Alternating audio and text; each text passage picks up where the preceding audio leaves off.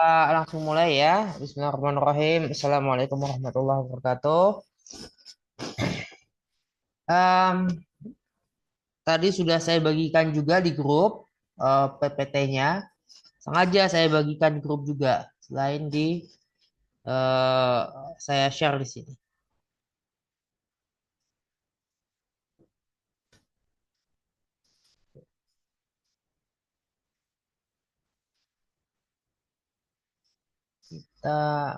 Sudah kelihatan?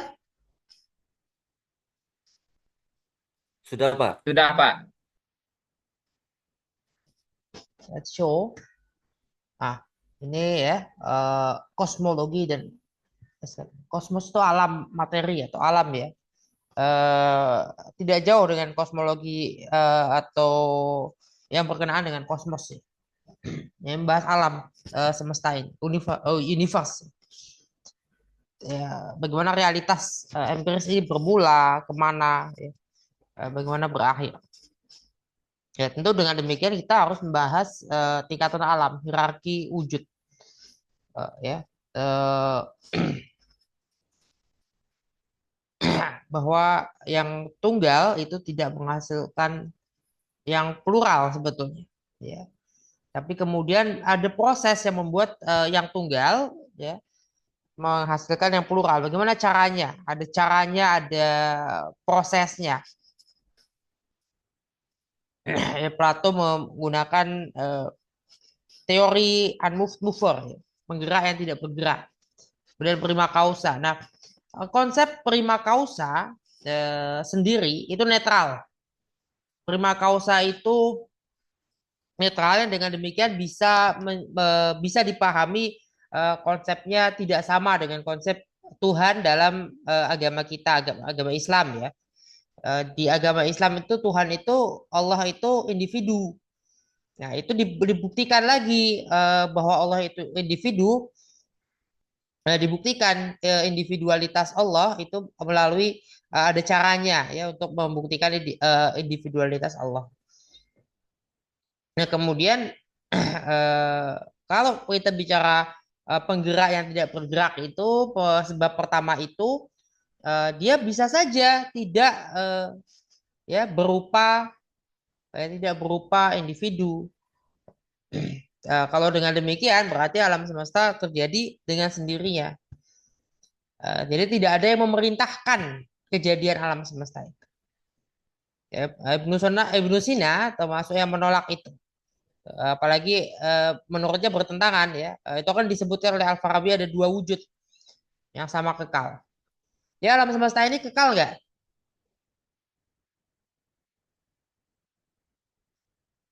Nah alam semesta Kekal. Tidak kekal. kekal, Pak. Kekalnya alam semesta atau dianggap kekal ketika kita bicaranya alam semestanya selalu ada. Tapi alam semesta ini berubah-ubah nggak? Nah, dengan berubah-ubah berarti menjadi tidak kekal. Kekal itu kalau dia tidak berubah-ubah. Tata surya kita saja ini masih berubah-ubah. Tadinya kita punya 9 planet, sekarang 8. Tadinya Pluto dianggap sebagai mikroplanet. Sekarang Pluto dianggap sebagai mikroplanet. Awalnya cuma satu ya. Tapi kemudian ditemukan ada sejumlah mikroplanet di selain Pluto. Ada mikroplanet, ada asteroid, ya, dan sebagainya. Bulan kita adalah bulan yang paling bulat di antara bulan-bulan yang ada di apa bulan dari planet-planet yang ada atau satelit-satelit yang ada. Phobos dan Deimos itu lebih menyerupai batu karang alih-alih bulan atau alih-alih bulatan bundar kayak kita ini. Kita melihat bulan itu bulat ya. Kalau kita ada di Mars, kita melihat dua buah bulan itu tidak bulat, tapi bentuk ya aneh gitu menurut kita. Kok nggak bulat ya gitu. Jadi gimana purnamanya?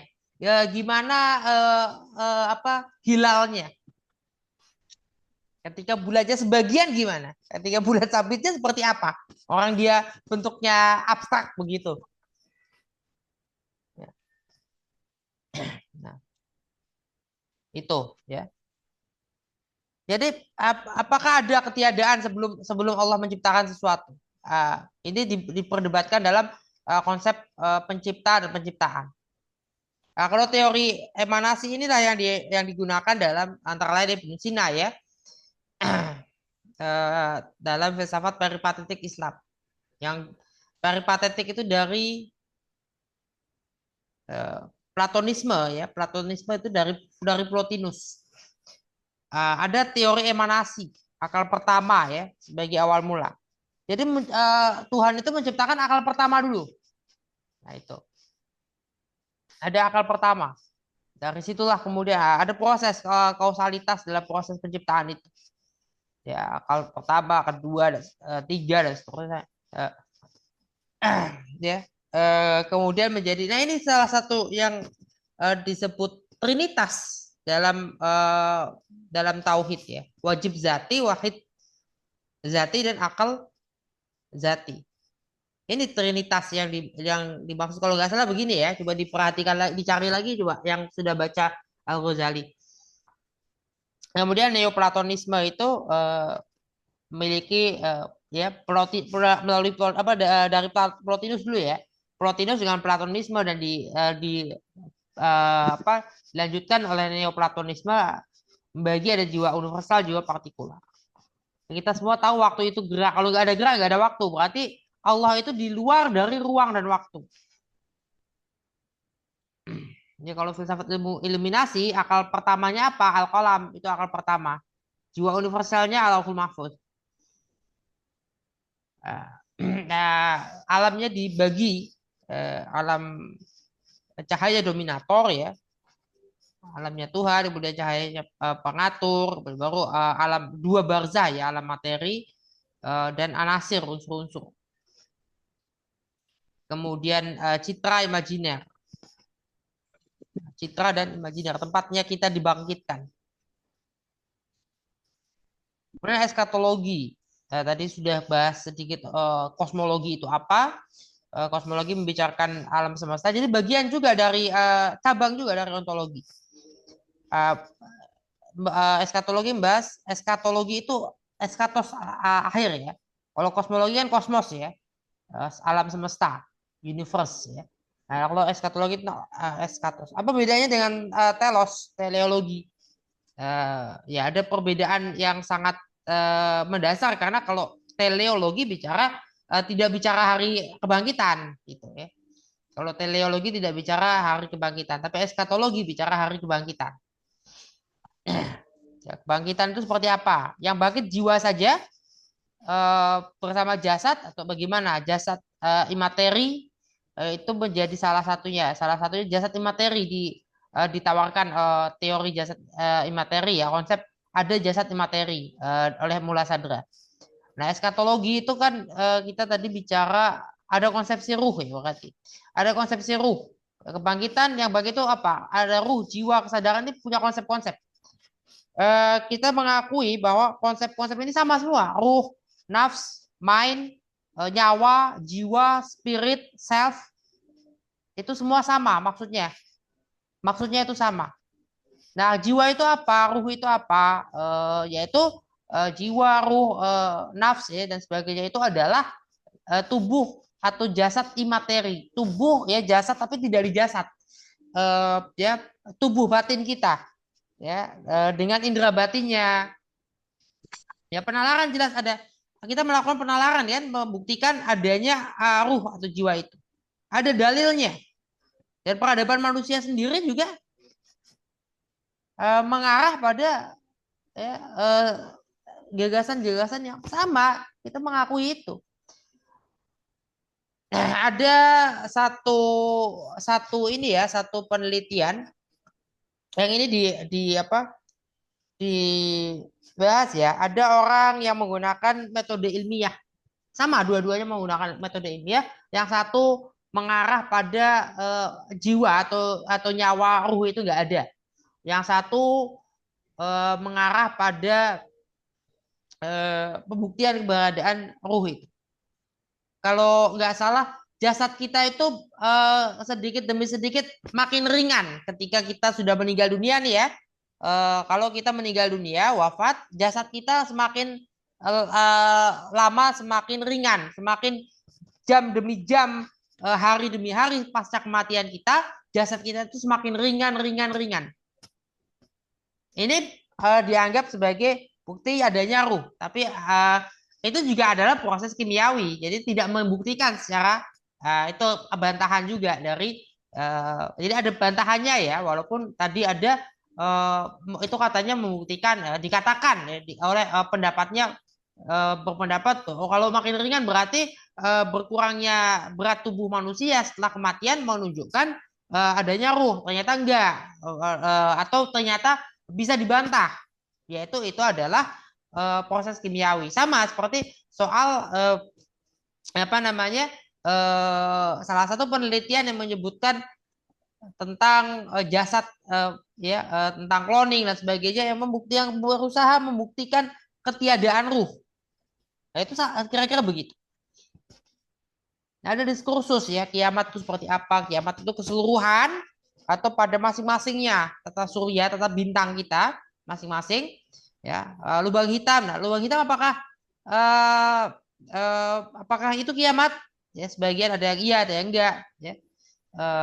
Nah, ini soal bumi tidak hancur dalam arti sebenar-benarnya hancur. Karena kiamat menyatukan seluruh anggota keluarga solar system itu. Jadi nggak hancur dong buminya, kan bersatu dengan. Nah, bukan hancur. Kalau hancur itu dia bercerai-berai, hancur. Tapi ini enggak. Ini semua menuju ke. Nah, tapi perhatikan, menujunya kemana? Kira-kira menujunya kemana? Ada yang bisa jawab nggak? Kan bersatu lagi nih. Seluruh anggota tata surya kita bersatu. Nyatunya kemana? Ke arah mana? Kalau saya sih lebih setuju ke apa namanya kembali ke masa kekosongan lagi, Pak, bukan Enggak, maksudnya menyatu. planet-planet, benda-benda anggota keluarga dari keluarga solar system kita ini menuju kemana arahnya kalau bersatu lagi dengan menjadi satu lagi satu lubang hitam itu menujunya kemana? Ke arah bumi, planet bumi, salah satu planet, atau ke arah bintang yang ada, bintangnya kita, atau kemana? Itu maksud saya. ke ke bintang, ke matahari, Pak. Nah, berarti ke matahari, itu maksud saya. Jadi menuju ke matahari. Nah, mataharinya sudah mengecil, sudah tidak memiliki kekuatan yang sama dengan kekuatan saat ini. Ya, semakin ini juga ada proses ya. Matahari itu sudah mulai menampakkan tanda-tanda kekuatannya semakin kecil. Ya, tapi itu juga membutuhkan waktu. Ada yang mengatakan sampai 1 juta tahun, ada yang mengatakan masih 10 juta tahun, ada yang mengatakan tinggal sekian ratus ribu tahun dan seterusnya. Ya, kita nggak tahu, Allah alam. Tapi kita planet bumi, planet Mars, Venus ya, Jupiter dan mikro-mikroplanet ya, planet-planet kecil itu akan masuk ke dalam matahari, gabung lagi. Karena induknya siapa? Dia akan kembali pada induknya. Ya. Nah, ini nah padang mahsyar ini ada banyak loh ulama yang menyebut padang mahsyar itu di negeri Syam, bahkan ada langsung Baitul Maqdis, langsung Yerusalem, Al-Quds, itu padang mahsyar nanti. Disitulah kita akan dikumpulkan. Sekecil itu Yerusalem atau Al-Quds itu, Baitul Maqdis itu besar apa sih? Berapa luasnya Yerusalem dibandingkan luas seluruh masing-masing planet yang ada di tata surya kita? 15 apa ayam? Wah. Nah, itu ya.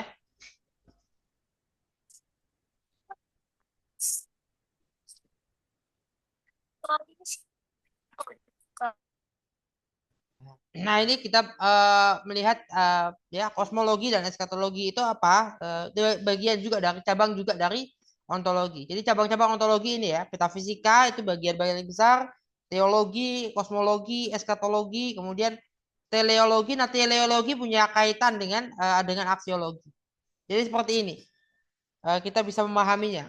Ontologi yang membahas eksistensi, esensi realita, ya punya cabang-cabang. Ada metafisika, teologi, kosmologi, eskatologi, teleologi, psikologi juga masuk dalam cabang ontologi.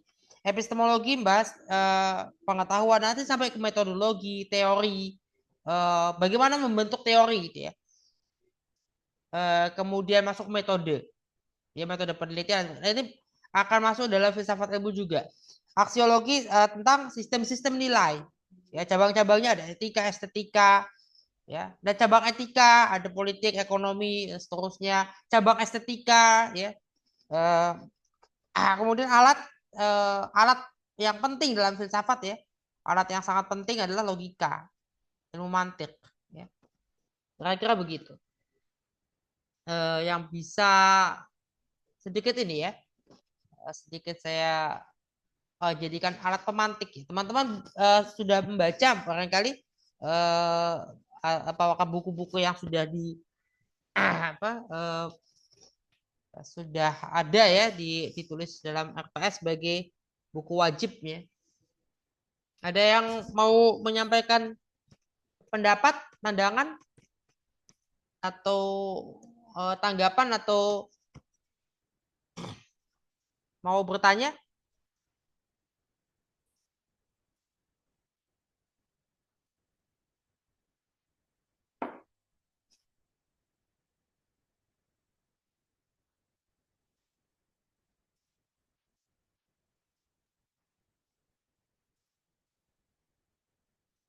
Halo.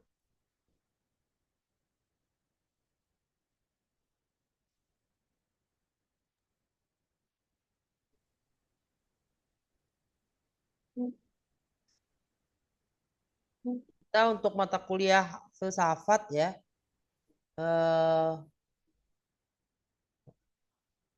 Pak Husni mungkin mau bertanya Pak Husni. Silakan. Silakan Pak Husni duluan Pak Husni. Nggak, lanjut dulu, nggak apa-apa. Aku sambil mau ada jawab WA. Lanjut dulu, Om Manap. Lanjut. Ya, Pak.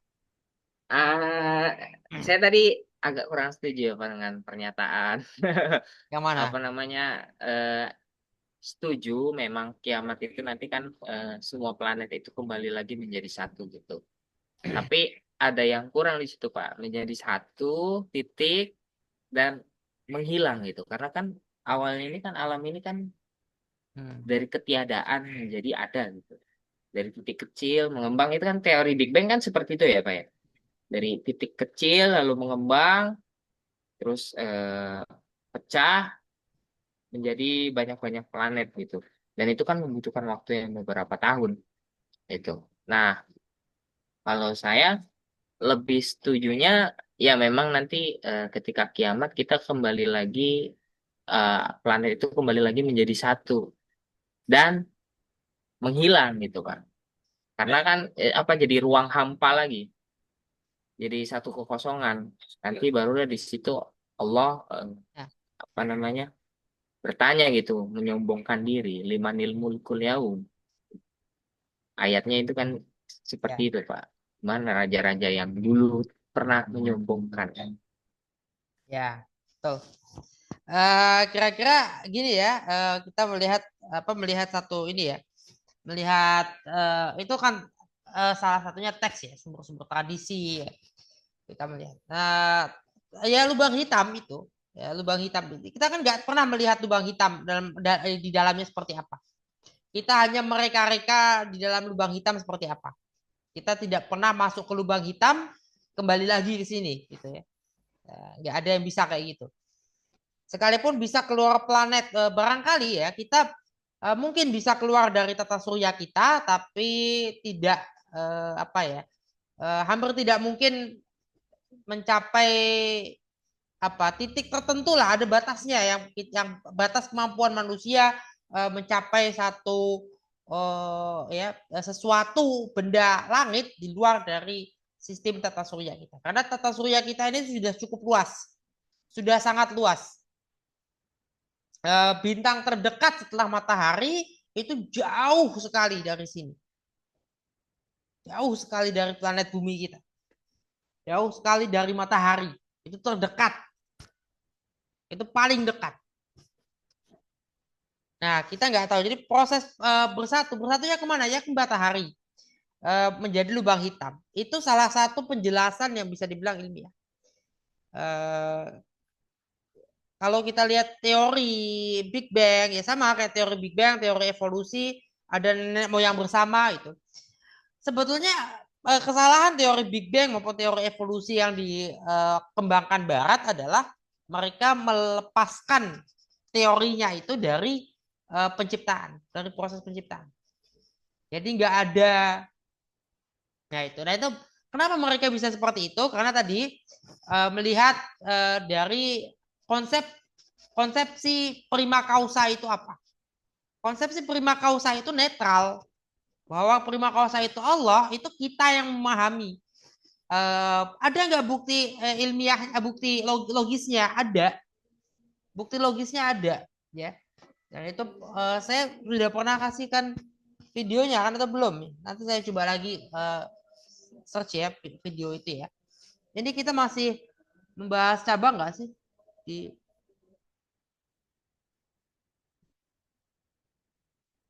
Oh enggak ya, ini kan pertemuan ketujuh itu sudah masuk ke dalam sistem pengetahuan dan paradigma keilmuan ya, sebelum UTS.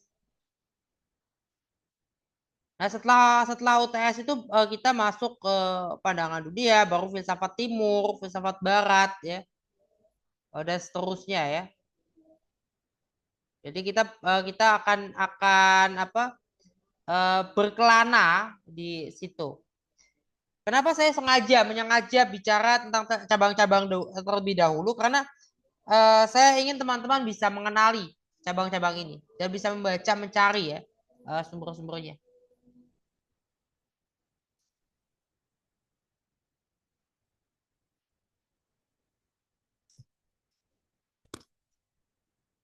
Oke. Cukup? Cukup menjawab? Cukup, Pak. Cuman masih agak mengganjal sedikit. Nanti saya pikirkan lagi, Pak, pertanyaannya. Ya kita kan nggak belajar untuk doktrinal atau dogmatis ya. Di sini kan pertama itu bahkan Pancasila juga tidak doktrinal. Saya malah pernah melihat kurikulum perguruan tinggi di Turki itu S2. Di Turki ya, ada S2 itu masih belajar Kemalisme. Kalau S3 kan riset ya. Hampir tidak ada mata kuliah. Jadi mungkin nggak masalah kalau tidak belajar Kemalisme. Tapi kalau di Turki S2-nya itu belajar Kemalisme. Sekalipun S2 ya. Jadi ada mata kuliah umum lah di level graduate masternya mereka di sana.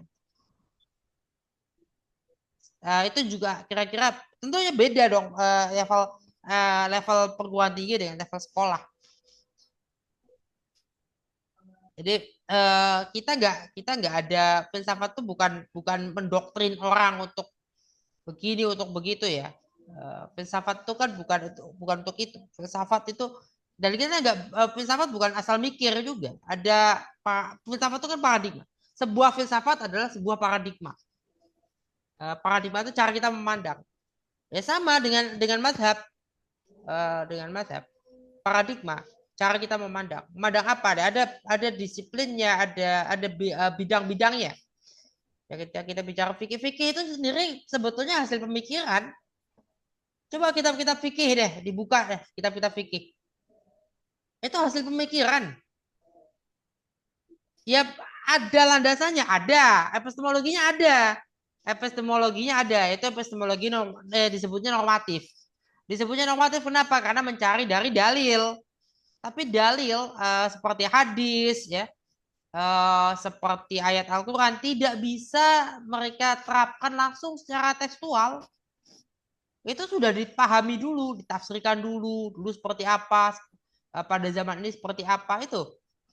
Kemudian hari ini seperti apa, kayak gitu aja. Soal kayak misalnya kita bicara ini ya, bicara misalnya memperingati sekian hari kematian misalnya. Atau kita bicara doa setelah kematian takziah ya. Itu kira-kira pemahamannya dari mana? Nanti bilang itu dari pengaruh dari agama lain, ternyata ada, saya pernah lihat videonya itu nggak ini ya, saya kira cukup inilah karena Pak Rektor yang membagikan video itu dari orang Hindu sendiri, pemuka Hindu sendiri nggak ada itu 40 hari di agama Hindu. Nggak ada 7 hari, 40 hari di agama Hindu. 1000 hari itu nggak ada tuh dalam agama Hindu. Eh, kemudian kalau gitu dari mana? Ini apa? Ya ekspresi keagamaan. Dan ketika ekspresi keagamaan itu ada fikihnya nggak? Ekspresi keagamaan itu pasti ada fikihnya. Nah, fikihnya itu dari mana? Kalau bukan hasil pemikiran apa? Rasul yang nyuruh enggak? Karena Rasul enggak nyuruh itu. Tapi dari mana? Ya pemikiran. Jadi fikih itu hasil pemikiran. Fikih itu berubah, berkembang seiring perkembangan zaman. Jangan seperti kasus yang bom Bali itu ya. Saya sampai sebetulnya agak penasaran. Suatu ketika saya karena kepo saya lihat nyari-nyari di YouTube itu ada ketemu ya. Kira-kira yang lebih manusiawi lah atau yang lebih cepat matinya itu yang mana? Karena si orang itu kan mengajukan ke MK mintanya dipenggal. Gak mau ditembak mati karena dulu zaman Rasul dipenggal pakai pedang. Ujungnya apa? Saya cari di video-video yang ini kan orang-orang yang tak paham kedokteran ya yang menyampaikan itu. Kalau ditembak, kalau jantung Anda sehat, ditembak tepat di jantung, 15 menit sudah selesai. Kalau dipenggal, habis dipenggal tuh apa sih? Kira-kira kalau dipenggal kepala kita langsung mati nggak? Enggak. Kita masih hidup dan masih ada kayak nyambung seolah-olah. Kita belum sadar kalau kita sudah terpenggal. Dalam sakaratul maut itu kita tidak sadar bahwa kita terpenggal. Makanya ada riwayat pembunuhnya Ali itu sampai membaca Al-Quran itu sampai ketika sudah terpenggal itu masih wasjud waqtarib selesai. Itu antara mukjizat atau apa ya. Tapi tetap orang itu kan salah karena memiliki pemahaman keagamaan yang salah ketika mengkafirkan ya sudah takfiri gitu loh. Sudah takfiri terhadap Ali dan terhadap Muawiyah karena Khawarij itu mengkafirkan Ali, mengkafirkan Muawiyah ya.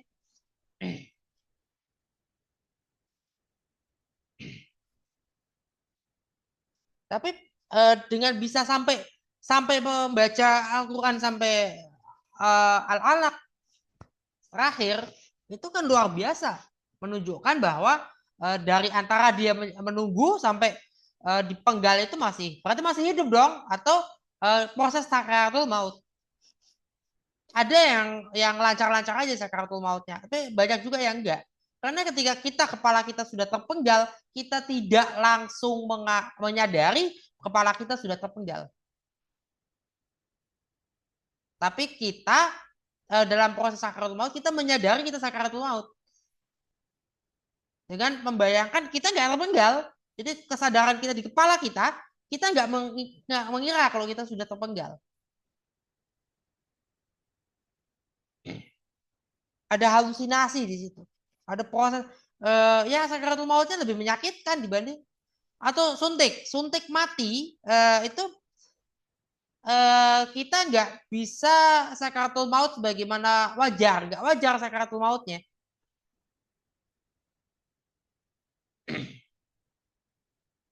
Sakaratul mautnya nggak wajar. Nah, suntik mati nggak wajar sakaratul mautnya. Kemudian dipenggal. Ini yang membuat ada perdebatan apakah pemotongan hewan secara halal sudah tepat disebut tidak menyiksa atau belum. Ternyata ketika itu dia sudah teriris ya jalur makan dan jalur nafasnya sudah teriris, si hewan kurban itu juga sebetulnya dalam sakaratul maut tidak benar-benar menyadari dulu bahwa sudah teriris dua itu. Tidak langsung menyadari. Jadi proses sakaratul maut itu tetap begitu. Nah, apakah itu manusiawi atau enggak? Atau ya soal itu ya, etisnya ya. Tapi kalau kita perhatikan gini, kalau diputus dua jalur itu, ya darah yang mengalir keluar dari tubuh itu cukup banyak. Ya, kemudian aliran ke kepala hilang sedikit demi sedikit. Tapi tidak terlalu lama juga sebetulnya. Ya, bisa 30 menit, oke. Di atas 15 menit, ya. Tapi kalau jantung kita ditembak 15 menit baru meninggal, kan 15 menit itu juga menit ya. Artinya bukan tiba-tiba langsung begitu, enggak ada yang kayak gitu. Kalau Anda mau matinya normal ya jangan dihukum mati. Nah, ini bicara tadi ya sejumlah diskus ya terkait dengan apa tadi terkait dengan itu ya dengan filsafat ya, dan salah satu contohnya yang tadi, contoh aja tadi itu, contoh kepanjangan. Tapi perlu teman-teman mengetahui itu soal itu ya, soal kalau kita melihat contoh yang tadi itu ya, perdebatan soal cara mati sampai sebegitunya, itu kan menunjukkan perlawanan yang luar biasa terhadap modernitas, terhadap diskursus gitu loh. Perlawanan yang aneh-aneh, perlawanan yang dibuat-buat.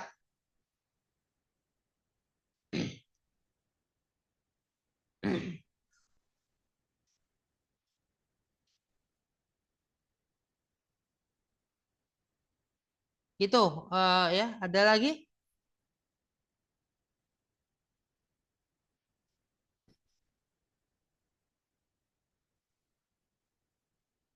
Ustadz, izin Ustadz. Tentang kosmos Ustadz. Itu kan biasa ada yang menggunakan istilah mikrokosmos, makrokosmos Ustadz. Ya apa? Menyamakan atau mengibaratkan organ manusia individu ini dengan alam sekitarnya itu Ustaz. Tujuannya apa itu Ustaz? Maksud saya kan Ya. kalau secara fisik dan fungsi kan beda sebetulnya. Jadi sepertinya lebih ke arah nilai-nilai. Cuman ada ada ada spek khususnya nggak Ustaz? Ya, pada dasarnya ada maksud dari penciptanya seperti itu.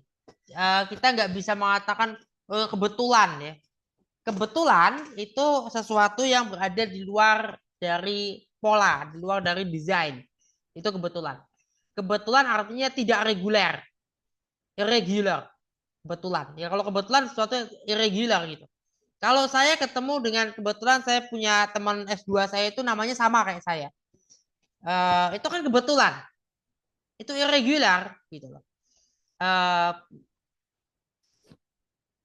Kan nggak ada pola. Kalau namanya sama seperti saya, terus bagaimana itu kan nggak ada pola itu. Itu kebetulan. Kemudian terkait dengan dengan popularitas jilbab yang sekarang terkenal, kita biasa perempuan muslimah Indonesia banyak pakai, atau Melayu ya, mulai banyak pakai. Dulu sudah ada jilbab seperti yang sekarang populer, sudah ada dari dulu ya, tapi dulu tidak sepopuler ini. 1980-an mulai populer, 1990-an mulai populer, 2000-an mulai populer, bahkan 2020-an ini ada model-model cadar, burka sampai itu ya. Nah, model itu populer di Asia Tenggara ketika mulai populer di Asia Tenggara ketika Iran itu revolusi Islam. Di sana ada revolusi Islam, di sana ada referendum untuk pemberlakuan wilayatul faqih, dan jilbab yang di sana, jilbab yang seperti itu ya, yang seperti kita banyak pakai oleh perempuan-perempuan kita itu ya, oleh ibu-ibu kita ini banyak pakai, dulu itu dianggap sebagai simbol perlawanan bagi rezim Pahlavi, kekaisaran Pahlavi. Nah, karena Indonesia dan ya pokoknya negara-negara Asia Tenggara ya, terutama yang mayoritas Muslim ya, itu kan Indonesia, Malaysia, Brunei juga ya. Brunei itu kan pada saat itu ya Filipina, Brunei, Filipina, Malaysia, Indonesia ya, Singapura, Thailand itu dipimpin oleh bangsa oleh orang-orang yang yang belanya siapa? Membela Pahlawi. Coba perhatikan ketika ada pesta besar, yang pesta paling megah abad 20 itu diadakan oleh Pahlawi di tahun 1970-an itu, Soeharto datang. Soeharto itu salah satu tamu yang ada di situ. Dan yang ada di situ, tamu-tamu yang ada di situ, barangkali saja ketika pemberontaknya menang nih di Iran, kan ada kekhawatiran kita mau lihat ini yang kepala negaranya yang mendukung pemerintahan rezim diktator tiran, sehingga jilbab itu dianggap sama artinya di sana simbol perlawanan. Apakah di sini juga merupakan simbol perlawanan? Padahal tidak. Kenapa bisa seperti itu? Kebetulan bukan? Ada unsur kebetulan. Ada unsur kebetulan kayak 9/11, 9/11. Nah, September 11 ya. September 11 itu juga ada unsur kebetulan di situ. Ada unsur kebetulan di September 11 itu. Kebetulan kok kodarullahnya begitu. Osama bin Laden senjatanya Amerika ya, itu kan senjatanya Amerika, makan Amerika sendiri ya. Saya mau bilang kasar nanti kalau ya, dia menggigit tuannya sendiri gitulah. Dia menyerang pagar makan tanaman deh ya. lebih halus ya, pagar makan tanaman nih ya, kan kebetulan ada paspor yang jatuh, itu paspor cuma satu. Dan ada penjelasan fisikanya ya. Karena dia posisinya lebih dekat dengan jendela, jadi ketika terjadi blast ya, ledakan, dia sudah terbawa angin lebih dahulu si paspor itu, sampai sementara api itu tidak secepat itu. Kan kecepatan angin sama kecepatan api lebih cepat mana? Ya, Pak Husni, lebih cepat mana? Api sama angin? Angin, Pak. Biasanya angin dulu ya. Angin, ya. Anginnya dulu baru api, ya kan? Jadi angin itu selalu ada di depannya api. Nah, ketika dia sudah bawa oleh angin si paspor itu, apinya itu belum jalan, belum nyampe. Wajar ketika paspornya jatuh, dan hanya satu loh. Sehingga ada yang cocokologi ya, ngotot ini sengaja untuk menyerang Islam. Ya itu. Bahwa Bush menyebut pusat di sana di barat itu, penyebutan perang salib itu sama kayak kita menggunakan jihad konstitusional, jihad lawan korupsi, kira-kira itu. Kira-kira kalau orang barat dengar kita bilang jihad lawan korupsi, mereka kayak gimana? Ini perang sabil melawan korupsi. Kira-kira orang barat, orang Eropa itu pikirannya kemana? Oh, perang sabil nih. Sama kayak perang salib. Kayak gitu. Jadi metafora yang dipakai kadang-kala terjadi benturan di situ. Secara narasi benturan. Padahal memang Bin Laden adalah Osama bin Laden ini seorang pagar makan tanaman. dengan Al-Qaedanya itu sudah menjadi pagar makan tanaman. Taliban juga sejak awal sudah didukung oleh Amerika untuk salah satunya didukung Amerika ya kemudian menjadi ya. Dan sekarang kan juga ada wacana jangan salah Indonesia sudah mulai ini ya sudah mulai normalisasi ya. Belum tahu hasilnya tapi sudah ada permulaan awal-awal normalisasi dengan ini ya dengan Afghanistan ya dengan di bawah Taliban cuma belum jelas ini karena Taliban ini masih nah tapi saran dari dari Pak JK itu kan kepada Taliban untuk Amerika Serikat boleh berdiplomasi boleh ya bersahabat aja Afghanistan dengan Amerika Serikat karena melihat Vietnam misalnya itu disampaikan oleh Yusuf Kala artinya dengan demikian diplomasi tangan di atas kita diplomasi kita bangsa Indonesia ini terhadap persoalan itu juga menunjukkan ada etikat baik dan sekaligus menunjukkan bahwa ya politik itu sepanjang galah kok.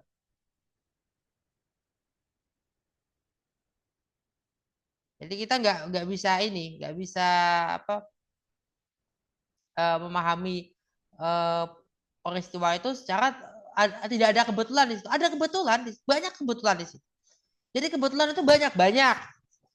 Tapi apakah kebetulan itu mayoritas?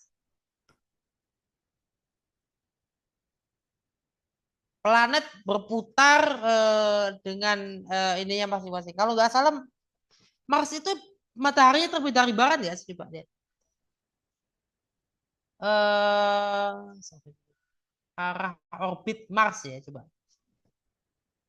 Orbit Mars. Nah, coba kita lihat Mars itu arah orbitnya kemana? Nah, kalau kan sejumlah planet punya arah orbitnya berbeda ya.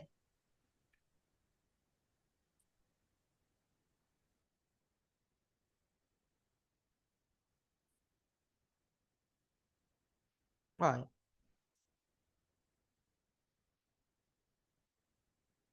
Sejumlah planet arah orbitnya malah searah jarum jam. Sejumlah planet arah orbitnya berlawanan arah dengan jarum jam. Mayoritas adalah yang searah dengan jarum jam. Kemudian ya itu desain ya. Ada kebetulan nggak di dalam tata surya kita?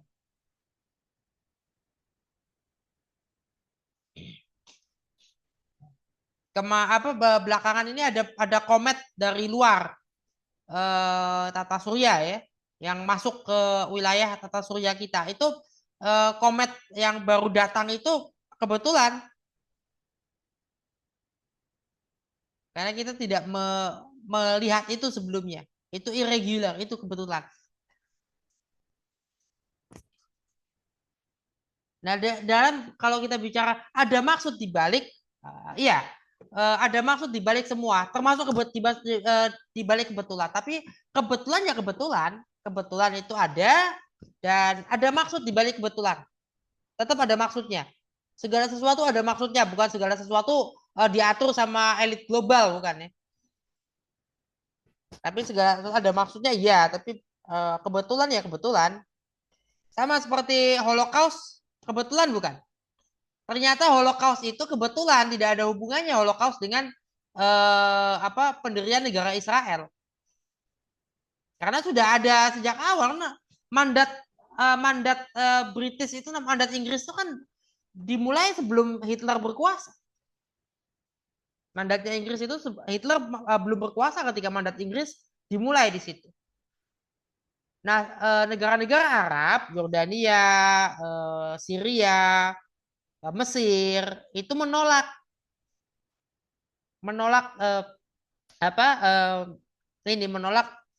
pendirian negara Israel di situ. Jadi sebetulnya yang duluan yang mana? Dan itu bukan agama. Kenapa bangsa Arab menolak? Tapi kalau misalnya mereka mau menolak, kenapa nggak tetap di dalam Utsmani? Tetap aja gabung sama Utsmani, nggak mereka bicara soal nasionalisme Arab, pan-Arabisme itu eh, jadi masalah ketika ternyata tidak bisa menerima pengaturan-pengaturan yang di luar dari pengaturan sebelumnya yang bisa tidak disukai oleh mereka. Mau minta tolongnya sama Inggris juga untuk merdeka. Mau merdeka dari Utsmani, kan gitu. Dan Utsmaninya juga memang sudah kacau. Itu kebetulan Holocaust itu menjadi kebetulan di situ.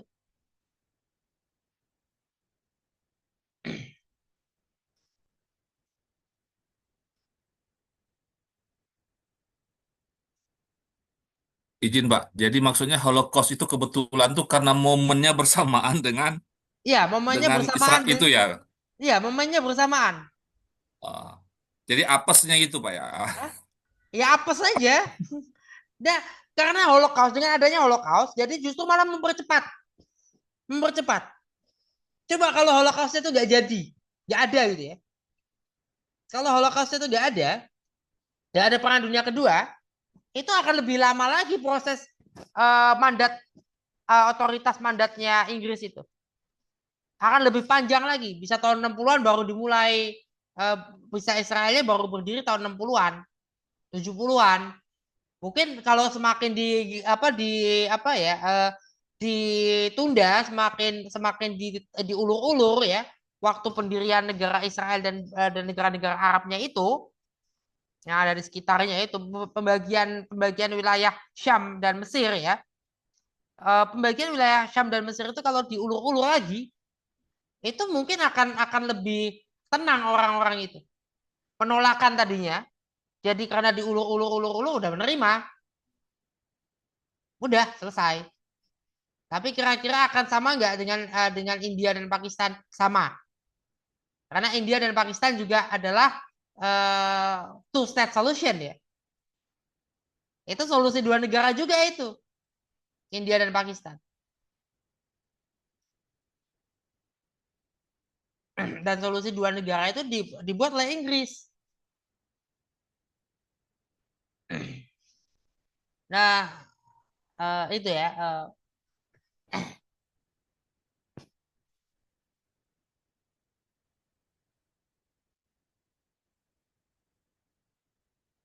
Halo?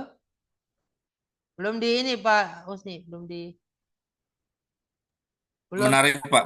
Ya, siap. Menarik, Pak. Maksud saya ketika Bapak bicara ternyata Arab itu yang sekarang Arab Spring itu dipecah itu produk British sebagaimana Israel. Tetapi kemudian mereka kayak iri dengan Israel itu, Pak. Gini, memang begitu. Karena eh, kan apa? Nasionalisme Arab itu baru muncul ketika Turki Utsmani itu makin melemah dan kacau ya. Kenapa? Ya salah satunya ketika Mesir itu nggak dikasih senjata, Aceh dikasih loh. Aceh itu dikasih senjata, sekalipun lebih nggak ditolong secara fisik ya. Dan Mesir nggak dikasih senjata, tentara Turki juga nggak ada yang belain. Kalau nggak salah ada kuburan tentara Turki di Utsmani di Aceh ya.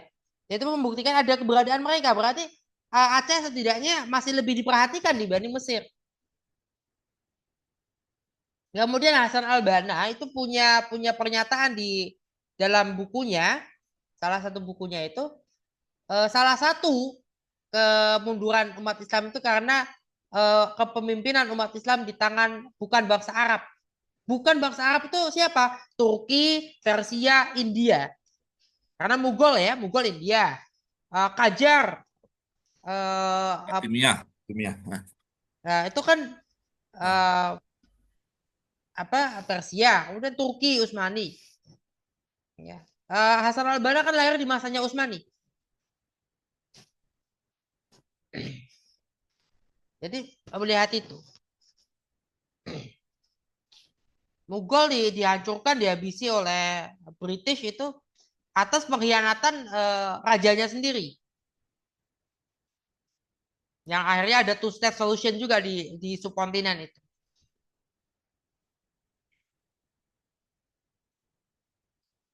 Ya, memang kolonialisme itu rumit ketika kita mau mengembalikan ke pra-kolonial itu akan sangat sulit dan memang bisa nggak bisa aja eh, mengembalikan ke masa-masa pra-kolonial dalam arti secara geopolitiknya ya.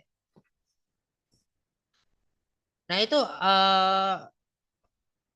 tadi ini ya dalam dalam sejarah itu ya ada eh, banyak kebetulan karena kita melihat sejarah kan itu manusia yang menulis dan yang menjalani ya. Manusia bukan planet-planet bukan apa apa namanya bukan musim ya. Kalau planet bumi ini berputarnya itu tetap sekalipun mungkin ada perubahan ya. Tapi bumi kita ini berputar tidak pernah misalnya satu kali berputarnya leot dikit gitu ya. Atau misalnya posisi matahari yang harusnya tanggal sekian sudah di atas Ka'bah misalnya, tapi jadinya besoknya baru di atas Ka'bah misalnya, atau seminggu kemudian. Ini nggak pernah ya, nggak pernah terjadi seperti itu ya. Tanggalnya tetap sama. Tanggal di mana matahari ada di atas Ka'bah itu tetap sama.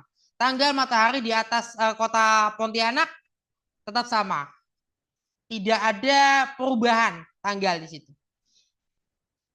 Kira-kira hampir nggak ada perubahan tanggal. Kalaupun mungkin ada.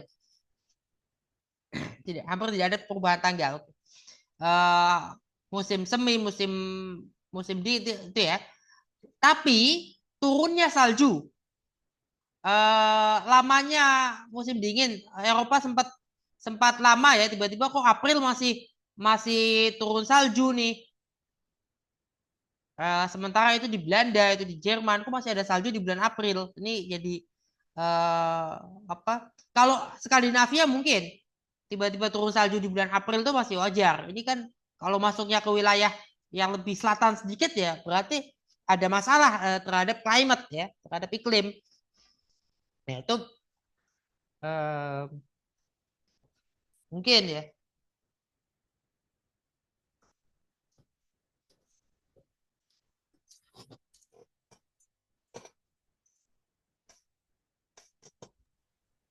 Pak Ustadz, terkait penciptaan tadi Ustadz, kembali ke kosmologi penciptaan itu kan kalau di Al-Quran kita tuh kan ada kata kun Ustadz ya. Itu gimana manifestasi kun itu terhadap penciptaan sebetulnya Ustadz? Ya. Ya karena memang Allah itu tidak pernah menggunakan fisik ya, karena Allah tidak membutuhkan fisik. Jadi kun ya, dan kemudian apa? Fayakun, yakunu yang menjadi siapa? Nah, itu kemudian ada penjelasan di sini kenapa akal pertama jiwa universal itu di konsep-konsep itu ada hadir dari mana? Dari filsafat. Itu menunjukkan. Nah, ketika misalnya ya itu kan kalau baca surat An-Nur ya berhubungan dengan itu dengan penciptaan ya, kalau kita lihat tafsirnya Mula Sadra kemudian kita melihat bagaimana filsafat iluminasi Sohrawardi itu menjelaskan apa sih akal pertama al-qalam itu apa sih? Jadi al-qalam itu yang diciptakan lebih awal.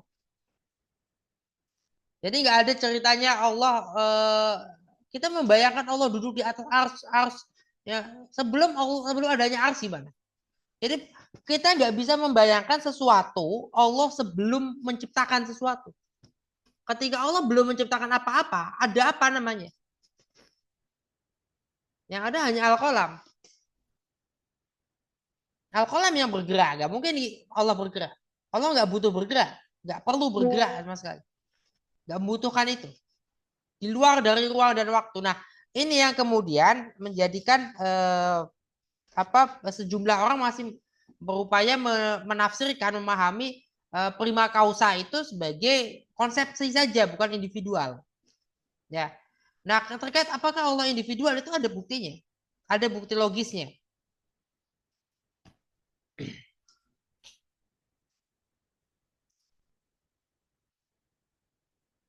Jadi siapa yang menjadi, ya kita juga yang menjadi, makhluk juga yang menjadi. Dengan adanya Al-Qalam, dengan adanya Lauhul Mahfuz itu kemudian terciptalah alam semesta. Ada apa dari satu kemudian menjadi banyak benda-benda langit ya. Kemudian terciptalah tata surya kita. Kemudian nah air itu dari mana? Air yang ada di bumi kita ini dari mana? Air yang ada di bumi kita lebih tua usianya dari matahari. Sudah ditunggui, sudah ditunggui oleh sebuah meteor besar atau komet besar, ya meteor lah, mungkin batu meteor besar, isinya itu bentuknya itu es ya, isinya air, es ya, es batu besar gitu ya. Kira-kira mungkin ya pokoknya cukup besar lah. Dia jatuh ke bumi, barangkali ada yang pecahannya ke planet Mars. Kemudian kita menemukan ada sisa air di planet Mars. Tapi Mars kan punya atmosfer yang lebih kecil, lebih tipis dari atmosfernya bumi. Sementara bumi ini atmosfernya cukup besar. Bisa nggak kita menebalkan atmosfer Mars? Itu yang dipertanyakan oleh orang-orang ahli-ahli fisika, astrofisika hari ini. Mencoba untuk menghidupkan planet yang mati. Tapi ada teksnya, ayatnya. Allah itu menghidupkan bumi setelah kematian. Setelah kematiannya, ada mautnya, berarti bumi ini mati. Sama kayak Mars mati. Kemudian diciptakan kehidupan di bumi. Dari apa? Dari air. Dan semua yang hidup, segala yang hidup. Nah, ketika kita bicara surga, itu juga kita nggak bisa bicara ada surga di luar tata surya kita. Karena bukan itu yang dimaksud. Kalau di luar planet kita mungkin. Di luar planet bumi ya. Misalnya ternyata surganya itu menempati wilayah yang hari ini ada di planet lain. Nanti ketika sudah jadi bersatu lagi, dia akan jadi bagian dari bumi, dari lubang hitam, sama dengan bumi. Tapi surganya Adam dan Hawa ya di bumi. Karena kalau surganya Adam dan Hawa itu di langit, ada pendapat itu ada, bukan nggak ada. Yang malaikat Jibrilnya datang mengambil tanah dari bumi di bawah, itu ada pendapat itu. Tapi kenapa sejumlah filosof Muslim menolak? Sejumlah juga teolog menolak ya. Karena apa? Karena melihat hal-hal yang sepertinya tidak alamiah gitu. Dan bukan sepertinya, tapi apa ya? Menempatkan, kalau kayak gitu namanya berarti menyatakan bahwa Allah itu sama seperti manusia. Butuh tanah dari bumi diambil gitu, dibawa sana. Buat apa? Harus ngambil dari bumi dibawa. Udah aja diciptakan di bumi. Karena apa? Ayatnya jelas. Ini jahilu fil ardi. Yang diciptakan di bumi. Bukan fil jannati khalifah, enggak. Bukan fil firdausi khalifah, enggak. Tapi fil ardi khalifah.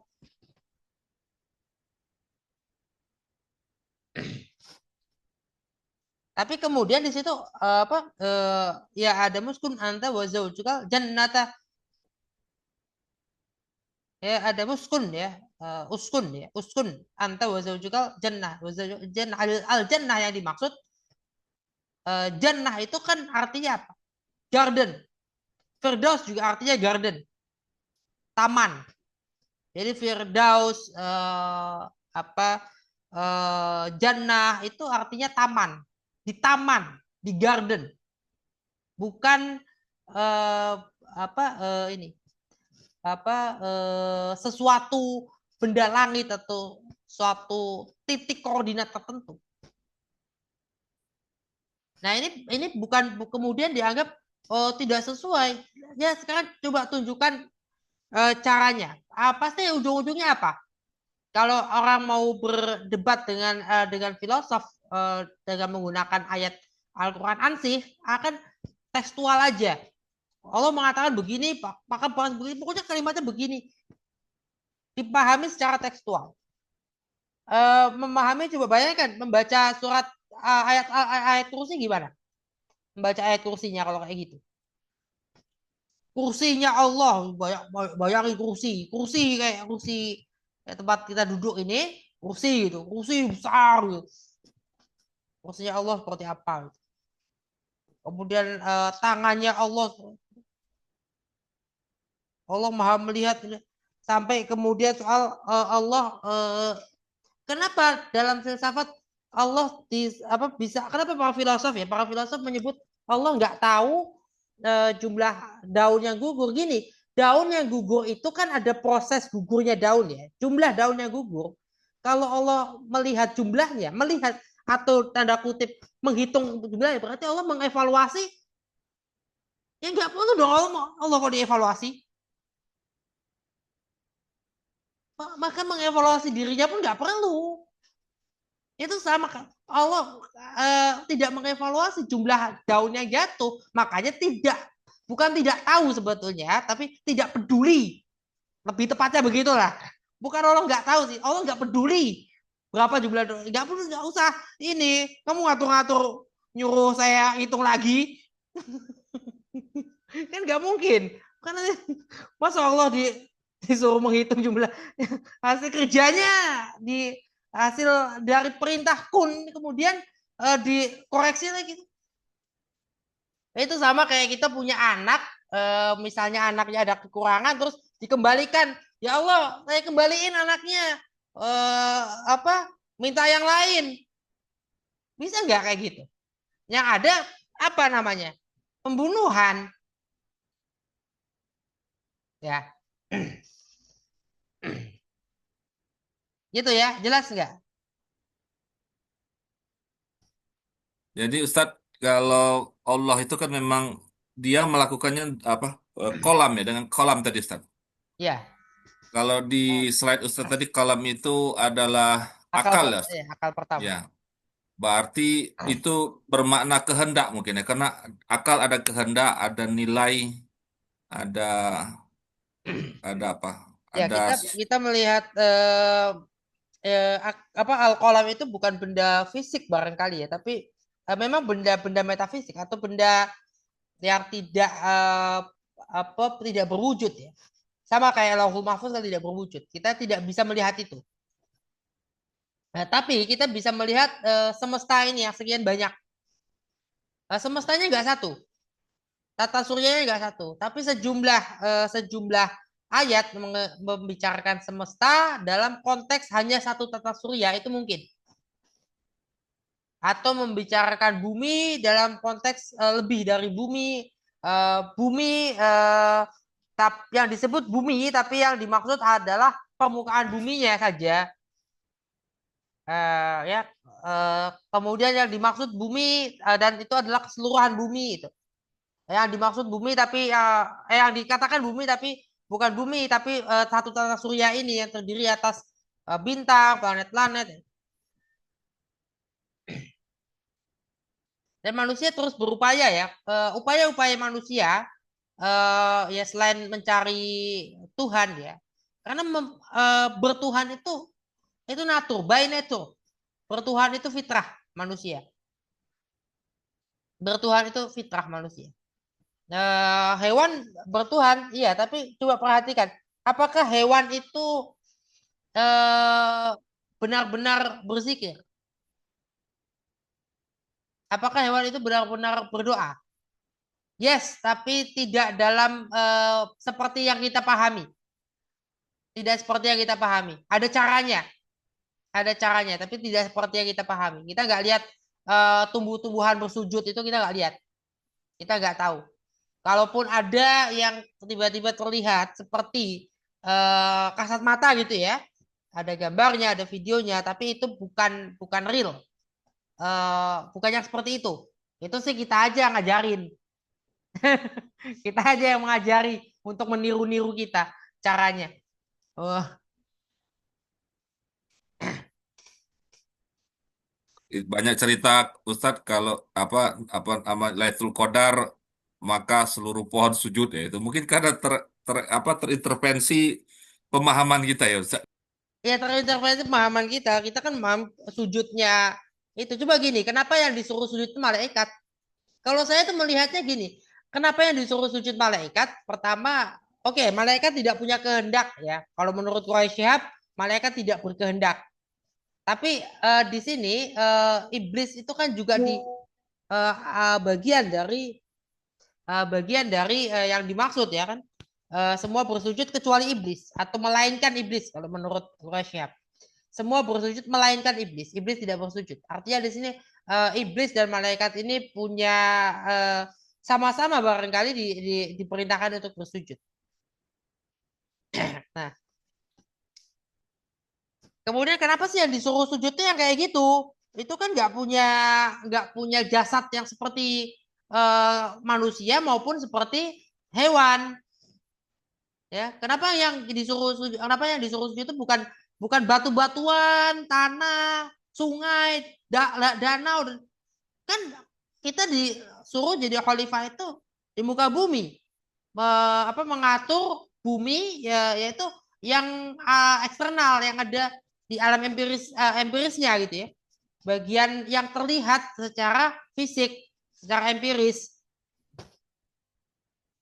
Kita nggak disuruh ngatur malaikat. Ada nggak kita disuruh ngatur malaikat? Kita nggak disuruh ngatur jin, ngatur setan itu enggak kan? Ya disuruh kita nggak disuruh ngatur makhluk-makhluk goib gitu. Nggak disuruh ini makhluk-makhluk mental gitu, makhluk-makhluk yang imateri. Yang kita atur adalah makhluk materi, tumbuh-tumbuhan kita atur, hewan kita atur, ayo. Ya, tapi kok yang disuruh sujud itu makhluk imateri, kan? Karena berarti artinya apa? Yang bisa bersujud, ya sekalipun malaikat tidak bisa membantah, oke. Tapi ada yang bisa membantah lah pokoknya di situ. Berarti perintah itu tidak melawan dari kebiasaan atau kodrat ya. Allah tidak pernah memerintahkan atau melarang kecuali manusia bisa dan tidak bisa melakukan dan bisa melanggar. Kita nggak dilarang untuk terbang tanpa alat bantu. Ini nggak ada ya. Perintah, janganlah kamu terbang tanpa alat bantu, nggak ada ya. Itu kehendak kita sendiri. Kalau kita mau terbang, kita punya alat bantu, namanya pesawat, namanya helikopter, namanya hover, apa itu ya. Ada alat bantu terbang. Nggak ada kita perlu dilarang untuk terbang. Atau misalnya jangan membawa pesawat terbang di atas Ka'bah, itu nggak ada perintah. Nggak ada larangan. Ya. Pemahaman kita sendiri, naluri kita untuk tidak terbang langsung di atas Ka'bah. Itu kan satu hasil pemahaman dan penalaran manusia, naluri ya. Nah, itu kemudian ya artinya ada alasan kenapa yang disuruh sujud itu malaikat ya. Dan makhluk materi lah yang disuruh sujud, bukan makhluk materi. Bisa dibayangkan kalau makhluk materi yang disuruh sujud akan seperti apa itu. Ya, mungkin nggak mau, mungkin nggak bisa, mungkin karena bukan ininya ya, bukan kemampuannya, bukan kapasitasnya lah. Barangkali mereka nggak tahu apa itu sujud. Ini barangkali mereka nggak tahu apa itu sujud. Manusia aja yang ngasih tahu apa itu sujud. Jangan-jangan mereka nggak tahu apa itu sujud, apa itu ruku, ya. Mereka hanya punya spiritualitas. Kira-kira seperti itu. Betul betul. Setuju Ustaz.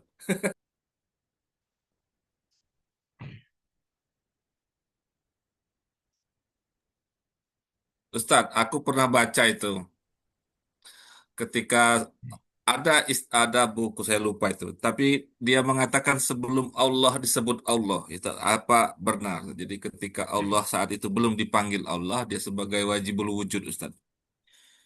Kemudian memancarlah nur Jalal dan Jamal itu aku pernah. Itu gimana? Jadi maksud aku pernah Ustadz dengar itu Kak, Ustadz? Itu kayaknya yang dua tadi ya, yang dua apa dua yang kekal bersamaan itu atau gimana? Ya, itu aku belum paham itu karena aku bacanya secara tekstual aja tanpa berusaha mendalami karena agak jauh dari anu, pemahaman saya waktu itu, Ustaz.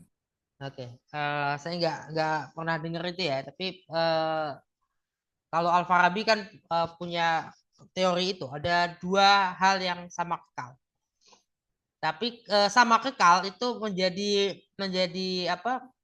Debatable, bukan debatable, menjadi bertentangan dengan keimanan. Kalau sama kekal, karena gini, alam semesta ini selalu ada, ya, selalu ada. Apakah selalu ada kemudian menjadi kekal? Enggak, selalu ada tidak sama dengan kekal. Kalau kayak gitu tidak sama dengan kekal. Nah, ini kemudian makanya kenapa ketika ada orang yang menyebut Allah itu sama dengan energi, itu salah. Karena energi berubah, alam semesta berubah, anggotanya kan gantian. Ya, keluarga tata surya kita nih, suatu saat tata surya kita habis masanya, kehidupannya. Ya, masa dari tata surya kita ini eranya akan habis. Tata surya kita kiamat, menjadi lubang hitam, berubah. Kita ada dalam satu lubang hitam. Lubang hitam itu besar loh. Lubang hitam itu jauh lebih sebetulnya jauh lebih besar daripada matahari, daripada masing-masing bintang. Jadi jangan dikira lubang hitam itu sekedar seluas langit dan bumi. Nanti kita menghitung kalau misalnya sama dengan surga dan neraka sama dengan satu surga sama dengan luas langit dan bumi, kemudian dipahami sama dengan tata surya, nanti diukur aja luas tata surya kita. Ternyata lebih lagi dari itu. Ya, bisa lebih dari itu gitu ya. Ya, bukan ya, jadi jangan memahaminya secara tekstual. Ada ayat-ayat tertentu yang kita lihat soal penjumlahan, soal apa, soal bilangan-bilangan yang itu kita nggak bisa memahami tekstual. Kayak Nabi Nuh 950 tahun itu bukan tekstual.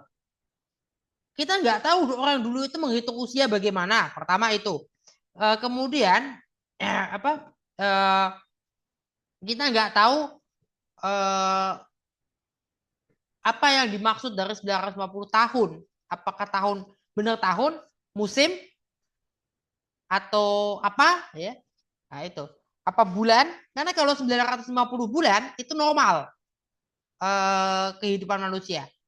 Gak masalah. Ada banyak orang hidup selama 1000 bulan kan? 1000 bulan cuma berapa tahun? 83, Pak, Dok. Nah, kan berarti nggak lama ya. Jadi gitu. Soal Nabi Adam setinggi sekian, setinggi apa? Wah, itu gini. Kebesaran apa ya? Ukuran keagungan dari Nabi Adam itu perlu di apa ya? Digambarkan secara memang sedemikian. Kita nggak bisa dong melihat Nabi Adam kita itu kecil, ya. Kita nggak bisa melihat Nabi Adam kita itu kecil. Kita nggak bisa melihat nenek moyang kita itu kecil. Walaupun kenyataannya begitu. Coba deh kalau kita ketemu sama kakek nenek kita, kakek nenek kita itu badannya lebih kecil dari kita. Kira-kira kita melihatnya kecil atau halo? Bisa dijawab nggak ini? Kira-kira kita melihatnya kecil atau enggak? Tidak, Pak. Enggak ya, enggak kecil ya. Artinya itu loh maksudnya. Memang nggak mungkin membayangkan Nabi Adam kecil. Nabi Adam mengalami bayi, kita kayaknya nggak bisa ya kita membayangkan itu. Gimana membayangkan Nabi Adam bayinya kayak gimana? Ada bayinya, ada. Memang bayi dulu, nggak ada Nabi Adam langsung dewasa tuh nggak gitu. Tapi bisa nggak membayangkan Nabi Adam bayinya? Nggak bisa, Iya, nggak iya, kebayang. iya. Benar, Pak. Makanya ada pertanyaan begini, Pak. Apa Nabi Adam tuh ada tali pusarnya enggak ya? Karena beliau memang ada tuh seperti anekdot, tapi memang ia berpikir, Pak. Iya ya. Karena kan kalau kita kan lahir dari rahim nih, Pak. Terus yang motong siapa? Iya.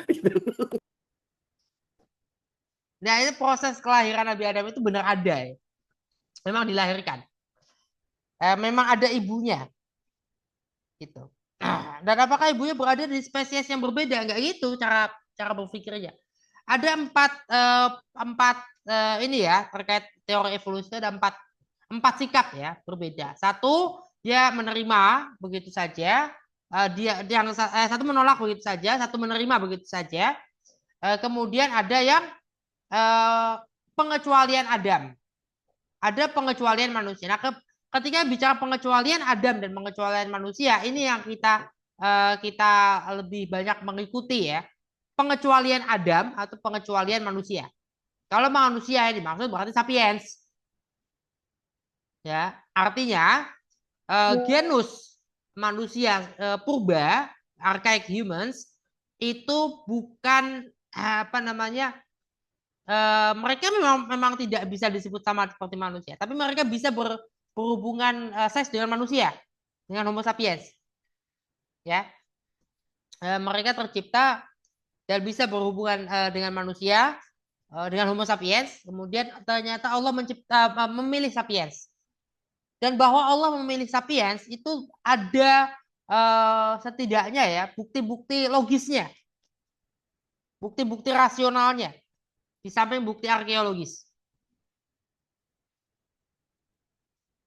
Yang tidak ada bukti jelas adalah bahwa revolusi kognitif melibatkan wahyu. Tapi Islam jelas sikapnya, revolusi kognitif melibatkan wahyu. Jadi Nabi Adam itu bisa pengecualian Adam dan pengecualian manusia itu tidak bertentangan dengan penciptaan. Menerima sama sekali berarti masih bisa debatable, masih bisa memperdebatkan. Dia sikapnya sebetulnya lebih terbuka. Jadi pintunya dibuka lebar-lebar. Kalau yang menolak itu sama sekali menolak, ya itu tekstualis, letterlek memahaminya. Sementara kalau kita perhatikan ada maksud-maksud loh. Dalam ayat-ayat penciptaan itu ada Bashar, ada Khalifah, ada Insan, ada An-Nas. Nas itu jamak, Insan tunggal, ada Bashar, ya dan seterusnya. Inna khalaqnakum min dzakarin wa untha. Tapi min nafsi wahidah. Dan nafsi wahidah itu bukan Adam atau Adam. An-nafs al-wahidah itu Adam atau bukan Adam? Adam atau ibunya Adam? Karena wa khalaqu minha perempuan, bukan laki-laki.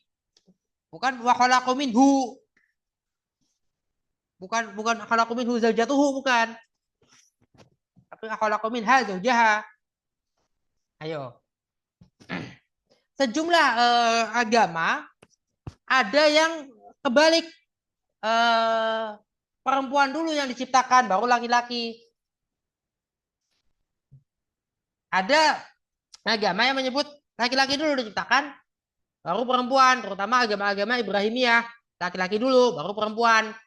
Agama-agama lain ada ditemukan sejumlah agama tadi perempuan dulu yang diciptakan baru laki-laki. Jadi tidak kalau kita nggak tahu lah Nabi Adam seperti apa. Nah, kalau kemudian Adamnya tidak satu, tapi Adam dan Adam ini ketika pun tidak satu, mereka ketemu satu sama lain. Dan berarti gimana ininya? Ya, karena semua gini, kita nggak menolak hadis secara total ya. Tapi saya termasuk orang yang sangat kritis terhadap hadis karena melihat dari lebih banyaknya kemungkinan distorsi itu dalam hadis. Kalau Al-Quran setidaknya coba perhatikan lengkungan hurufnya. Jadi rosem ya. Rosem itu kan lengkungannya itu. Kalau ba seperti apa? Kalau nun seperti apa? Mana ba, mana nun, mana ta itu ada lengkungan itu aja. Lekukannya saja yang berbeda. Mana wau? Oh ini wau berarti. Ini fa, ini qaf. Itu ada lekuk-lekuk itu yang apa? Menunjukkan perbedaan huruf. Jadi sebelumnya belum ada itu. Belum ada titik, belum ada garis. Belum ada itu tanda hamzah, tanda apa itu belum ada. Belum ada tanda apa alif wasol itu belum ada. Bisa dibayangkan bagaimana Al-Qur'an itu diturunkan dan ada hadisnya tentang 7 qiraah. Yang 7 qiraah berarti kan kira-kira itu masih bisalah dicari, dicatat. Ada riwayat-riwayat yang lebih mudah dicatat dicari ya. Sementara hadis ada sekian juta hadis. Ada satu penelitian yang menyebutkan ya ini penelitian melawan Muawiyah ya. Penelitian ini memang perlawanan atau apa ya? Sikap. Itu kan sikap. Ada paradigma. Bahwa calon doktor ini dokter yang sekarang ini dokter ini dia memang ya punya sikap ya bahwa Muawiyah bin Abu Sufyan telah bukan memasukkan hadis sebetulnya tapi memproduksi atau memberikan dia butuh legitimasi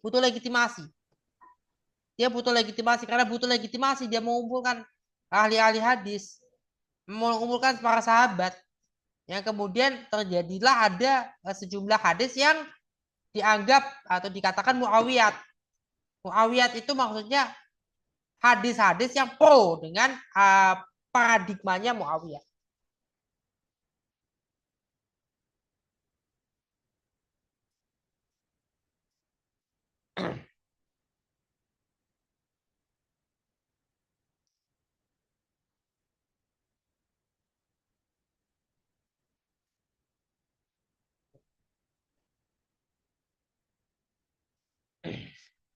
Dan kita harus tahu ya, ada hadis yang ini kan sama sahihnya.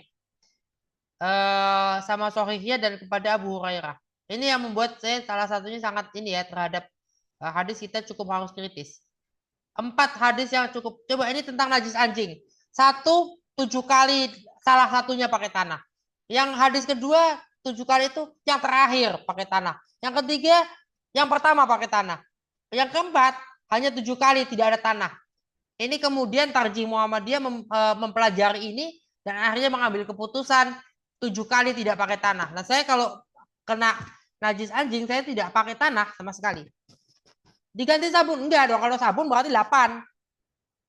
Sabunnya dibasuh lagi 9. Dibasuh lagi 10, bukan 7. Enggak ada tanah itu. Sedangkan tanah ataupun debu yang bersih atau bisa dipakai bertayamum itu kan yang kering. Karena tayamum untuk yang kering, tapi tanah digunakan dicampur air. Basah. Tanahnya kotor. Tanah yang basah bercampur air lumpur namanya. Kotor, nggak bisa dipakai untuk bersuci. Suci tidak mensucikan. Jadi gitu loh. Maksud saya, tapi hadisnya sama sahihnya. Nggak tahu nanti coba yang ahli hadis coba diperhatikan di kitab di Sahih Bukhari ya. Atau di Sahih Muslim juga diperhatikan. Ada. Nah, jadi distorsinya lebih besar. Kalau soal hadis itu lebih besar kemungkinan distorsi, lebih besar kemungkinan ada perubahan-perubahan dibanding Al-Quran. Kalau Al-Quran kan enggak ya, Al-Quran tuh bukan itu. Paling yang berganti apa? Kiroahnya. Nah, kiroah jumlahnya kan segitu. Sudah jelas, kiroahnya kan ini. Kalau terjemah itu bukan bagian dari gini. Terjemah Al-Quran bukan Al-Quran itu kalimat yang tidak sepenuhnya benar dan tidak sepenuhnya salah. Ya, tapi kalimat itu seperti apa ya?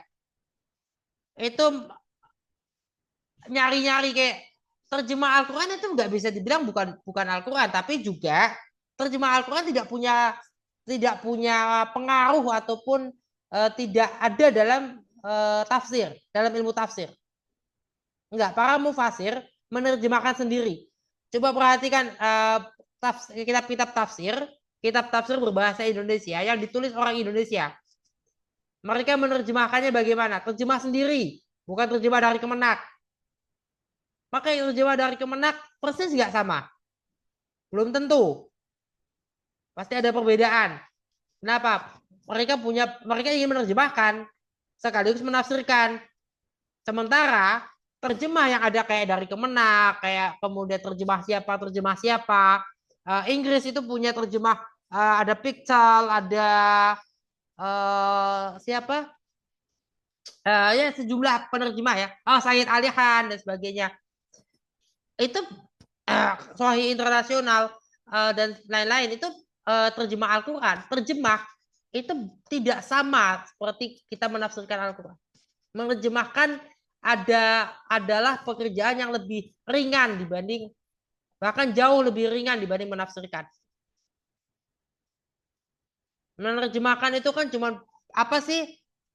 Kalimat ya, ya itu kan barisnya, paragrafnya itu. Kemudian ya kata per kata, setelah kata per kata itu dilihat perubahan budayanya, membaca budaya, menerjemahkan budaya.